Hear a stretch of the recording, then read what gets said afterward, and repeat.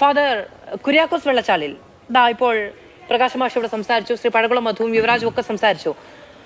അങ്ങനെ സാധ്യമായതെല്ലാം സംവിധാനങ്ങൾ വയനാട്ടുകാർക്ക് ചെയ്തു കൊടുക്കുന്നുണ്ട് എന്ന് നിങ്ങൾ കരുതുന്നുണ്ടോ?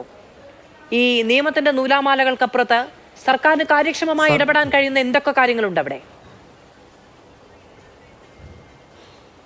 സത്യത്തിൽ എനിക്ക് സഹതാപമാണ് തോന്നിയത്. ഇപ്പോൾ ഒരു അഭിപ്രായം പറയുന്നത് കേട്ടോ, ഈ ആളുകൾ പ്രശ്നം ഉണ്ടാക്കിയെന്ന്.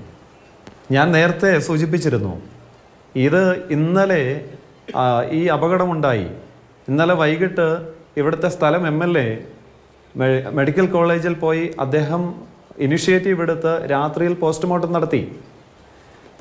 നടത്തി ആ ഡെഡ് ബോഡി രാത്രിയിൽ കൊണ്ടുവന്നാൽ ഇവിടെ ആനയുടെ വിളയാട്ടമായതുകൊണ്ട് കൊണ്ടുവരാൻ പറ്റാത്തതുകൊണ്ട് ഇന്ന് രാവിലെ ഇവിടെ എത്തിക്കുമെന്ന് ഇവിടുത്തെ സംവിധാനങ്ങൾക്കെല്ലാം അറിയാമായിരുന്നു.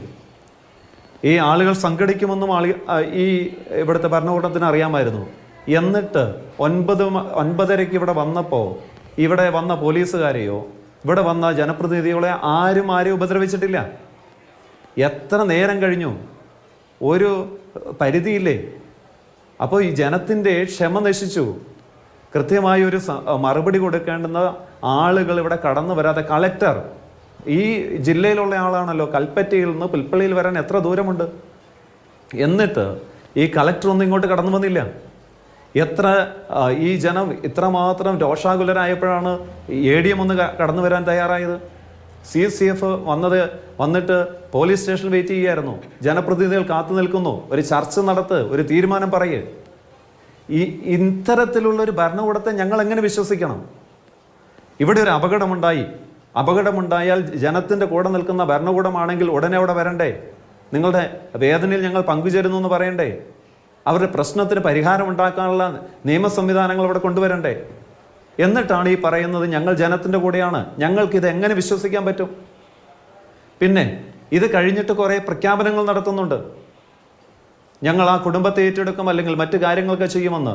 ഈ പ്രഖ്യാപനങ്ങളൊക്കെ എത്രമാത്രം കാര്യക്ഷമമായിട്ട് പ്രാവർത്തികമാകുന്നുണ്ട്? അതാണ് ഞങ്ങൾക്ക് ഇവിടുത്തെ ഭയപ്പാട്. ഈ പ്രഖ്യാപനങ്ങളൊക്കെ ആ ഒരു ദിവസം കൊണ്ട് അവസാനിച്ചു. അടുത്ത് മറ്റൊരു അപകടമുണ്ടാകുമ്പോൾ, ഒരു ദുരന്തമുണ്ടാകുമ്പോൾ വീണ്ടും ഇത് ആവർത്തിക്കുകയല്ലാതെ, നേരത്തെ പറഞ്ഞതുപോലെ ഇതിന് ഇനി ആവർത്തിക്കപ്പെടാതിരിക്കാനുള്ള സംവിധാനം ഉണ്ടാകുന്നില്ല. അപ്പം ജനത്തിൻ്റെ കൂടെ എന്ന് പറയുകയും എന്നിട്ട് ഈ മൃഗങ്ങൾക്ക് എന്തെങ്കിലും ഒരു കേട് സംഭവിച്ചാൽ മുതലക്കണ്ണീര് ഒഴുക്കുകയും ചെയ്യുന്ന ഒരു രീതി, ഇതിൽ നിന്ന് മാറ്റം ഉണ്ടാകണ്ടേ? ജനത്തിന് വേണ്ടി കൂടെ നിൽക്കണ്ടേ? അതാണ് ഞങ്ങൾക്ക് ഇവിടെ ഉന്നയിക്കാനുള്ളത്. ശരി, ഓക്കെ.